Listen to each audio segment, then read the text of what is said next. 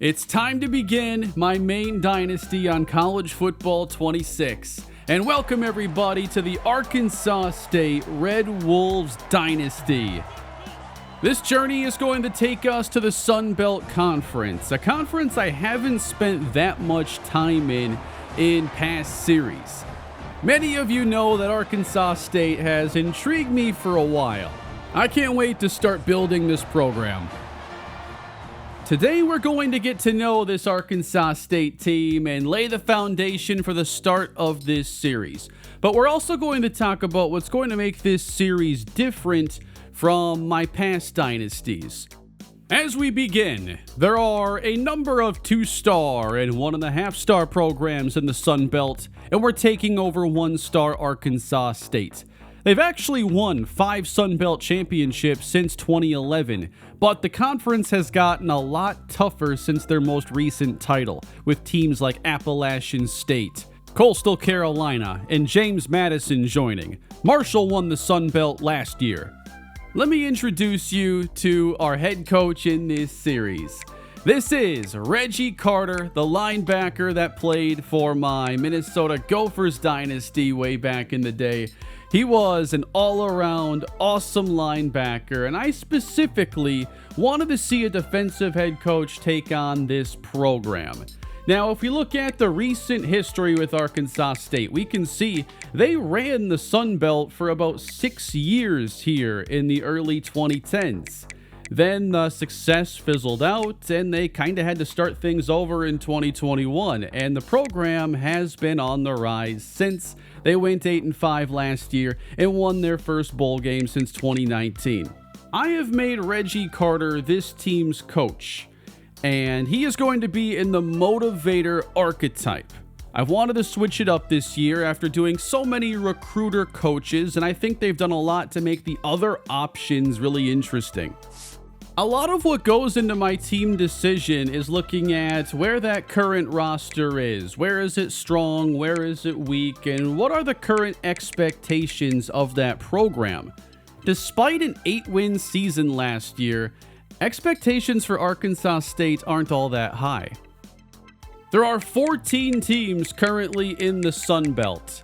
And right now, Arkansas State has the 11th best odds of winning the conference championship this year. James Madison is expected to be the best team in the conference.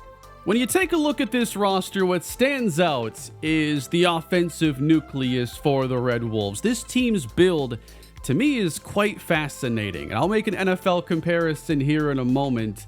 But on top of this roster, you have wide receiver Corey Rucker, a redshirt senior, and far and away the best player this team has. Rucker had a 1,000-yard season last year, and he's actually the career receiving leader in Red Wolf history. They also have a pair of 83 overall running backs in Jaquez Cross and Kenyon Clay, Cross being a senior.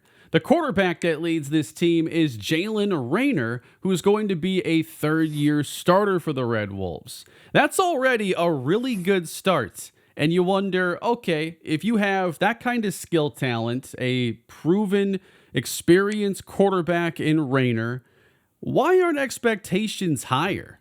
And to me, the answer is A, the defense, and B, how thin this roster truly is. Outside of that core 4, I really think this team has a fragile construction. For instance, after Corey Rucker, there are only 2 receivers that even cross the 70 overall mark. This team would be in so much trouble if he got injured. The tight ends aren't very dynamic. The offensive line kind of worries me when you see a couple of these starters aren't even in the 70s for overall. There aren't any standouts there. Let's get to the defense now. This is the shape the secondary is in. Avante Dickerson, the senior, is the best cornerback on this team at a 75 overall. Arkansas State's defense last year, you could argue, was one of the absolute worst in Division I college football. They allowed 32.3 points per game. And despite the Red Wolves going 8-5 last year, they actually had a negative 82 point differential. They got blown out badly a few times last year. There are only a couple starters in this secondary that are at 75 overall or above, and I worry about this team being able to slow down opposing passing games. At the linebacker position, one we'll focus on a lot in this series with the background of Reggie Carter being a linebacker himself. We have one real standout player, Javonte Mackey, the redshirt sophomore. He's a signal caller archetype. Mackey is definitely a run-stopping first linebacker. He has 88 tackle, but 78 speed to go with 73 zone coverage. I think it's up to the defensive line on this team to really be the source of pass defense. Make it tough on opposing quarterbacks, get them into tough third downs, and try to make it easier on the back seven. Chris Body at defensive tackle has 83 power moves. Quincy Wright has 82. So at the very least, there are a couple defensive tackles here who both stop the run and get after the quarterback. At edge rusher, best player on this defense perhaps is Brian Whitehead. He's an 82 overall senior with very solid power moves at 85, 74 finesse moves. I think this team has a few really solid pass rushers, but we'll see if it ends up being enough. When I looked at this roster and I see, okay, you've got an offense with some skilled talent, and then you've got some pass rushers, but you look pretty thin everywhere else. This, to me, feels like the Sun Belt's version of the Cincinnati Bengals. And part of why I picked Arkansas State is because I wanted to have a defensive-minded coach in this game, and I wanted to find a team who really needed the help on the defensive side. Arkansas State had a good season last year, but it's time to pass the baton to Reggie Carter and see if he can build this defense and take Arkansas State beyond the one-star success they've enjoyed in the Sun Belt Conference. Typically in these series, I take a small one-star program and I end up taking them to a new conference. And I've done this with the Pac-12 when it was still a big conference. I've done it with the Big Ten, the Big 12. Last year, the ACC.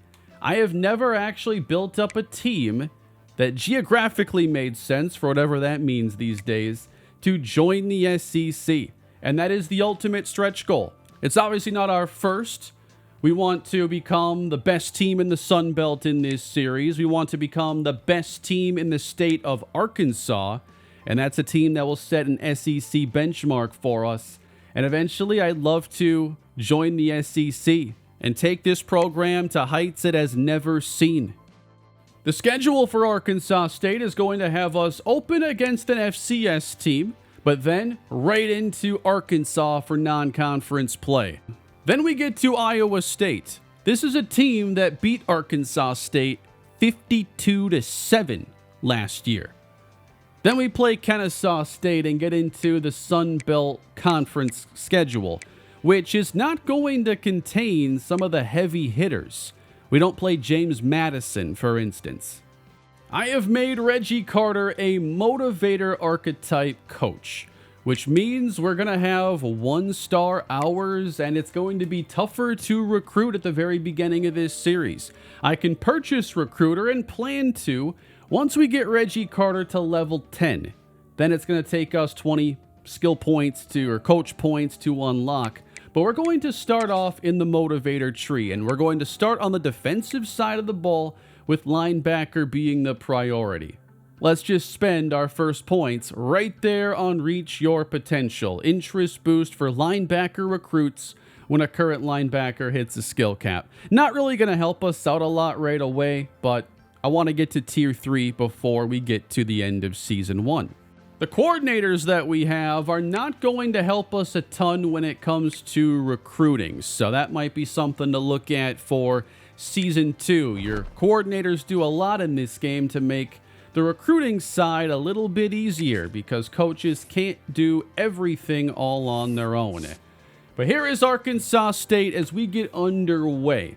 One-star program, of course. When it comes to championship contender, we are outside the top 100. So despite some of those great players this team has and the 8 wins last year, I think that the overall expectation is the team takes a step back. Our program tradition is 100th, brand exposure is 77th, stadium atmosphere is only 81. Campus lifestyle is a C-. It's actually one of our better grades. Academic prestige is an F. Then conference prestige is a C. Athletic facilities are a D-. There is a whole lot of work to do. Pro potential is one I wanted to talk about a little bit as well. Now, this is tracked by position, but you want to know the full list of Arkansas State players that have been drafted to the NFL in the last 10 years? Here's the list.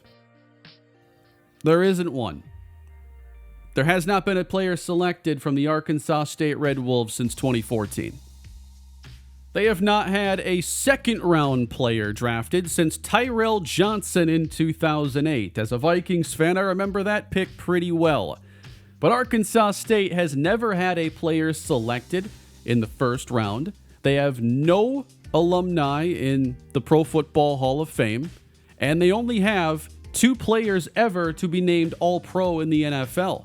And what's a great fit for this series is both those players who are All-Pro were both linebackers, including, I think, the best player to ever come out of Arkansas State, Demario Davis, who has just been an awesome, well-rounded linebacker for such a long time. Demario Davis and James Bradbury are 2 of the more notable players to come out of Arkansas State, especially in recent years, but I'd say Demario Davis is the best player they've ever had. Right away in this dynasty, we are going to have 16 seniors, and 4 of them are on the offense, which means that year one's focus is really going to be on recruiting as much defensive talent as we can. Here are some of their defensive grades from last year. They were ranked outside the top 100 in so many categories. They gave up 5.6 yards per rush last season. They gave up over 32 points per game. They allowed 55 touchdowns while scoring 39 of their own and still went 8-5. For this dynasty, I am in an offline dynasty. I try to do this for all my main series, which means I don't have access to adding team builder teams in. So Kalispell is not going to be in this dynasty because I prefer to be offline and not have to worry about the servers, me getting kicked off or anything, especially on a game that does not bookmark games in case you get booted like Madden does. I want to be offline. I'm playing on Heisman difficulty sliders from Mat 10 like I have done for many years. I play on 12-minute quarters, 17 minimum play clock time. I will be tweaking the wear and tear sliders. That's just something that's so new and I have to kind of see what I'm looking to get out of that here in the game. So these are going to change quite a bit. And then I'm using C4's transfer portal sliders. I saw his video on that. Check it out. Very good video. But the transfer portal is pretty hardcore in this game. And we see, teams are losing so many players. So we have it a little bit easier on the user here. You can still lose up to 20 in any given year, but these sliders should make it a little bit better about who ends up in the portal, and it should make it a little bit more balanced and realistic. And then I am looking to not manually upgrade players. They made that an option this year, but I really like the way it played in College Football 25, and I'm really okay with players developing however they develop. It adds to the challenge for me. It adds to the players having their own personalities. And I am okay just, however they develop, I can play with them and try to make things work or recruit other players that can hopefully make it work. But these are the sliders I plan to start playing on, and I've enjoyed using these in the Kalispell Dynasty, so they are the exact same. I might end up adding in Mat 10's precipitation sliders as well because the rain penalties in some instances, especially like kicking strength, it's tough. Before I talk about my plans in this series and how this series is going to be different, I wanted to highlight some individual players and talk about kind of their spot on this team going into year one. So the face of this team, to me, is Corey Rucker. He started his career at Arkansas State, played 2 years. Then he transferred to South Carolina. And then he came back. And he is the Red Wolves' all-time leading receiver. And given he is far and away the best pass catcher on this team, the pass game runs through Corey Rucker. And the man throwing the football here in Season 1 is Jalen Rayner. What's that deal breaker? Championship contender. Knowing those deal breakers is going to be key as you project who may end up leaving in the portal. Jalen Rayner has 89 throw power. Accuracy is decent, I'd say. He can throw it to all 3 levels, but medium is a little bit lower. And throw under pressure is a concern. And given the state of this offensive line, that is something I'm keeping an eye on. He also has 84 speed, 88 acceleration. The backfield we're opening this series with looks pretty promising with Jaquez Cross and Kenyon Clay. Clay is very well-rounded, also has the championship contender deal breaker, something to keep an eye on, and I don't know how good we're going to be in Season 1. But Clay has better acceleration than speed, and a little bit of broken tackle ability, has some make-you-miss skills, and can catch the football. So he's a 3-down player who doesn't really have anything he specializes in. Jaquez Cross is a smaller running back who is definitely going to be more of our outside the tackles and receiving back in Season 1. Both running backs can catch the football, but Cross will just give us a little bit more options. I'm really curious who ends up emerging as like that second best pass catcher, though, at receiver or tight end. Because we don't have a lot of high depth traits here. We don't have a lot of high overalls. I'm intrigued. Chauncey Cobb seems to have a skill set the others don't. He has more speed, more acceleration. Only 68 catching, though. Does he have some route running? Not a ton of development there. But if we can get the ball in his hands, maybe he can make some plays. What happens most likely is we go by the overall rating, and Nana Burris ends up being the number 2 receiver. Route running on him is not terrible, and he does have decent catching, but might not make the more spectacular, difficult plays. That's where we're going to count on Rucker. So 77 pass block is the highest rating we have on the entire team. Looks like Will Saxton at left guard is going to be the best overall pass protector. Then as we get into run blocking, 78 becomes the highest, and Noah Smith at right tackle owns the highest ratings there. I think offensive line is also going to be a priority. It's not very developed. On defense, we're really going to count on those top 2 defensive tackles. Are the only players with 80+ block shed, plus 80 or more power as well. Brian Whitehead has 85 power moves, so his is the best on this team. Then we have DeMarcus Hendricks at 70 overall, who gives us the best finesse rushing. He'll definitely have a role in Season 1. Perhaps the most concerning thing, though, is just the secondary coverage ability. It sure looks like our best cover players are going to be at linebacker. Sean Martin, Pat Fargas. These players have the highest zone coverage on the team. Aaron Alexander also has an 80. But I don't think we can get away with a whole lot of man-to-man in Season 1. We only have 2 players that'll play at cornerback that have 70+ man coverage. We're going to be playing an awful lot of zone until we can recruit the talent that gives us more options. The defense we're going to run in this series is a 4-2-5. And looking at where the linebacker talent is, I could see us playing a decent bit of 3-3-5 in passing situations. I see us probably playing a lot of cover 2 overall and trying to just call a scheme that doesn't ask the cornerbacks to do the toughest jobs. But I'm hoping because we have some decent pass rushers that we don't have to blitz too much in Season 1, because we already need as many players in coverage as possible. I'm also using the Arkansas State offense in this series, and there isn't much outside of the shotgun that we'll be running. They have a single back wing tight here that's basically a goal line heavy personnel package, but we're going to be running this offense primarily out of the shotgun. And right now, my thought is that we could do a lot of 2 tight end sets. Try to run the football a lot, and then try to get Corey Rucker isolated. I'm not sure this is a team that's going to be better going 3 and 4 wide until we have a better receiving core top to bottom. I would love your thoughts down below as we get this series underway, and we're going to start playing games, of course, next episode.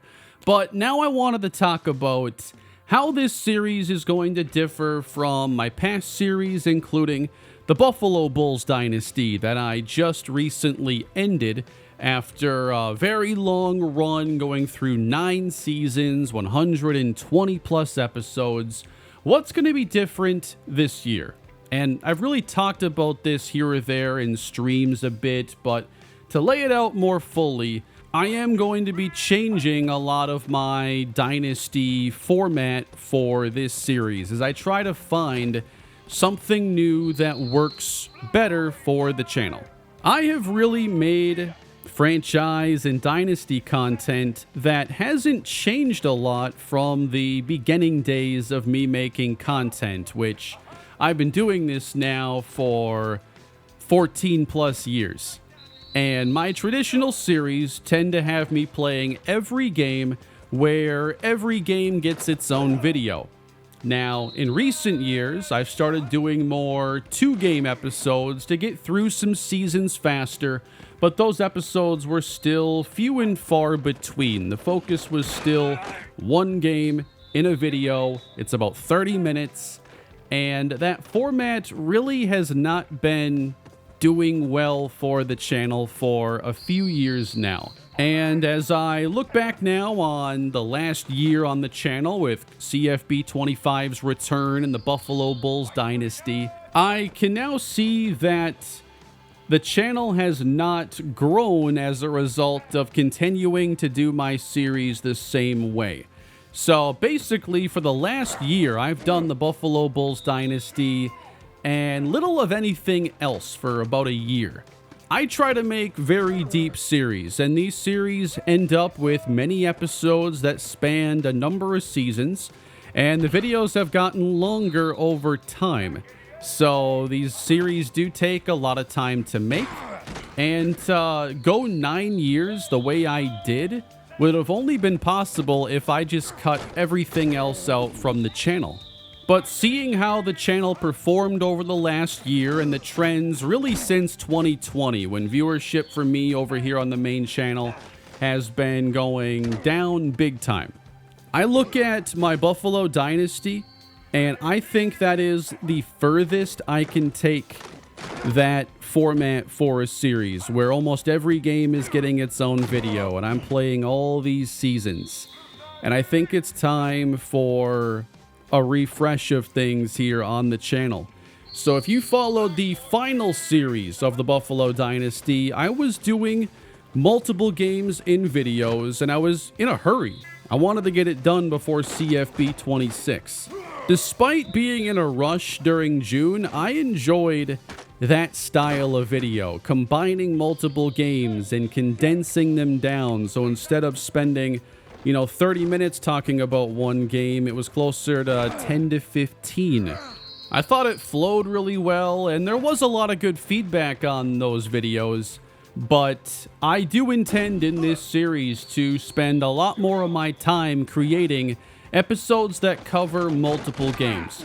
I am still going to play every play of every game. But I am looking to move on from series where I'm making basically an episode for every game that I play. I still intend for there to be single game episodes, but I want those to be more special events around the types of games that really deserve that kind of focus. I still like going deeper into the future, and the only way I think that's really going to be doable is if I'm combining multiple games into episodes. And I think at that point it becomes how many? Because in that last Buffalo season, as I was trying to get through it, I was doing some 3-game videos, and then there was a 6-game video that took a lot more time, but I do like how that video came out. I think that ideally, I'm looking at more 2 and 3-game episodes. Like a 6-game episode is something for deeper into the future where we're really just trying to get through that regular season. We're not really too concerned with it. But I do think that as much as I want to know what it all looks like right now, I have to just create and see where things go from here. And we'll figure it out. And that'll take some feedback and me refining the videos so they get better and still tell a really good story. But I view this as a necessary evolution on the channel because I really don't want to spend just an entire year on one of these channels doing one series, especially if it's not growing the channel. And like if I want to do a Madden franchise over here again, I don't want to do 20 plus episodes to get through an off season, a regular season, preseason, playoffs. I think that the YouTube landscape these days requires you to move faster to keep people invested in series, and I've had to improve the pacing of my videos and series, and I've been doing that on the second channel where I think I've always been more experimental. While here on the main channel, I've been far more traditional and I haven't changed a lot over the years. But I truly look at the Buffalo series as being as far as I can take that format. There is no further it can go for me in my eyes, and I'm ready to take things in a new direction. My focus is still on telling the story of the team and the players and giving you all the information from these games that really paint the picture of how those games went and how the season and the players are evolving. Now, I think the big thing I have to figure out is what these single game episodes end up looking like, because at the end of the day, whether it's a big rivalry game or a key game that stands out or a bowl game, those are going to get their own videos as long as it makes sense. But I think the thing I have to figure out is what those one-game videos look like. Do they look like the videos that I've always done? Because my usual process is play, then I edit the game, and then I add the commentary. And for years, my entire thing has been to do play-by-play style commentary. Even though the game has already been played and edited down, I still do the play-by-play commentary because I like the presentation for this type of a series. Do I maintain that for those videos? Or do I try to be more consistent with the styling of the multi-game videos, where I'm going to be combining multiple games and jumping from point to point during the game and really retelling the story of the game, but not telling it like I'm there in the moment as a play-by-play commentator. I really don't mind either way, but I certainly want to do whichever ends up being better. The pacing and commentary is obviously different depending on what style I go with, but that's the thing I still have to nail down. And maybe I'll just have to experiment and see where things go and respond to feedback. But I am looking to do this series differently, and I do not intend to be doing this series for the next 12 months. I'm thinking about not just, the channel in terms of how I'm handling this series and what I'm doing right now, but I'm also thinking about what I want to do in the late winter and spring. And I would love to experiment with some different kinds of videos and to be able to jump to different things throughout the year. And I'm really not looking to do any more 12-month series on either channel. They really don't perform well after they're outside of their core season. And I have been looking to really tighten things up and optimize the way these series are done. And this is kind of the big one I've had to tackle now because these series take more time than anything.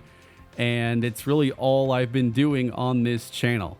I'm very confident in being able to still tell good stories and create engaging dynasty and franchise content with the new style. I still have to figure out what these single game videos look like, but I think I'm going to start this series with a single game episode that goes through the FCS Midwest game. It'll give me a chance to talk more about the players and just set the foundation for the series. But my thoughts right now are that I'm going to lead with the new approach and see how it goes, and we will go from there. And I'm excited to see if, everybody still enjoys it. I think we have a chance to get through seasons at a faster rate. Now, in general, videos are going to take me now even longer to create.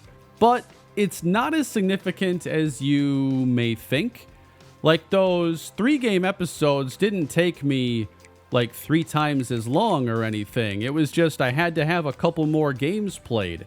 But the editing was faster, and because those edited chunks were shorter, the commentary took less time. I think that although the videos themselves on average will take longer, we're going to spend less time per game, and especially less time per season. But I still think have all the content necessary to really tell a good story and still have the depth you come to know from my series. I am still playing every play of every game. It's just going to be packaged a little bit differently, but I don't want to just do something different. I want to make it better, and I'm going to do everything I can to be successful in doing that. So with that, everybody, thank you for watching this introductory episode to the Arkansas State Red Wolves Dynasty. I can't wait to get started this week and get on with a new journey and a fresh beginning. I'd love to hear your feedback, and if you're excited about the start of this dynasty, please leave a like and subscribe to the channel. And stay tuned for episodes to come as we'll get the dynasty rolling here this coming week. Have a great day, everybody, and I'll see you in the next video.